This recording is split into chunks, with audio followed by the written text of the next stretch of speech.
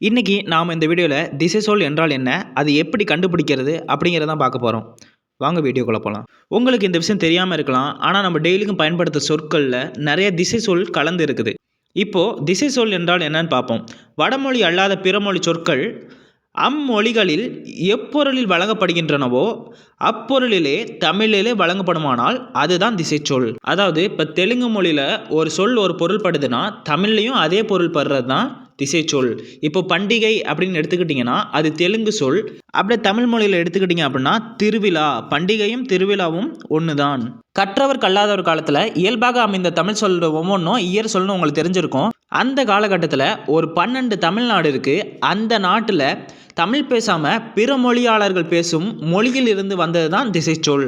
அந்த நாடு என்னென்னா தென்பாண்டி நாடு, குட்டநாடு, குடநாடு, கற்கா நாடு, வேணாடு, பூழி நாடு, பன்றி நாடு, அருவா நாடு, அருவா வடதலை நாடு, சீத்த நாடு, மலாடு, புனல் நாடு. தமிழ்நாடு பகுதி இல்லாமல் தமிழ்நாட்டை சூழ்ந்திருந்த பிற பகுதியிலிருந்து பேசப்பட்ட மொழிகள் சிங்களம், சோனகம், சாவகம், சீனம், துளு, குடகம், கொங்கணம், கன்னடம், கொல்லம், தெலுங்கம், கலிங்கம், வங்கம், கங்கம், மகதம், கடாரம், கவுடம், குசலம்.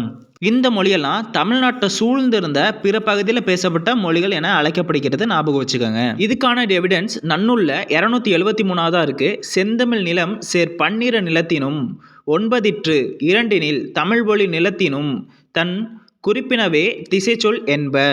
இப்போது எக்ஸாம் பாயிண்ட் ஆஃப் வியூவில் என்னென்ன மாதிரி கொஷின்ஸ் கேட்பாங்க திசை சொல்ல இருந்து அப்படின்னு பார்த்தீங்க அப்படின்னா, பண்டிகை அப்படின்னா திருவிழா, கேணி அப்படின்னா கிணறு, அச்சன் அப்படின்னா தந்தை, ஆய் அப்படின்னா தாய், பாலி அப்படின்னா சிறுகுளம், பந்தயம் அப்படின்னா பணயம், வெள்ளம் அப்படின்னா நன்னீர், சந்தா அப்படின்னா உறுப்பினர் கட்டணம், ஆஸ்பத்திரி அப்படின்னா மருத்துவமனை, ஜமக்காலன் அப்படின்னா விரிப்பு,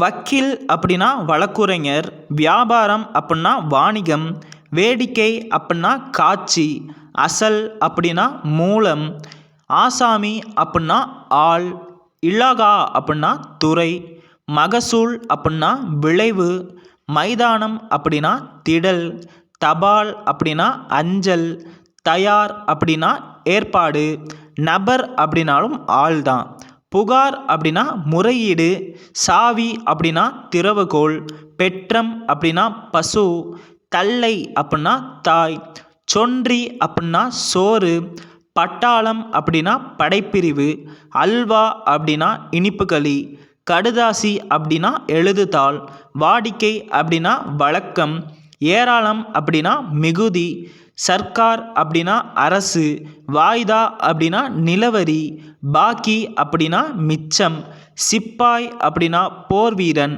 கோர்ட் அப்படின்னா நீதிமன்றம், சிபாரிசு அப்படின்னா பரிந்துரை, பந்தோபஸ்து அப்படின்னா பாதுகாப்பு, சன்னல் அப்படின்னா காலதர், குசினி அப்படின்னா சமையலறை.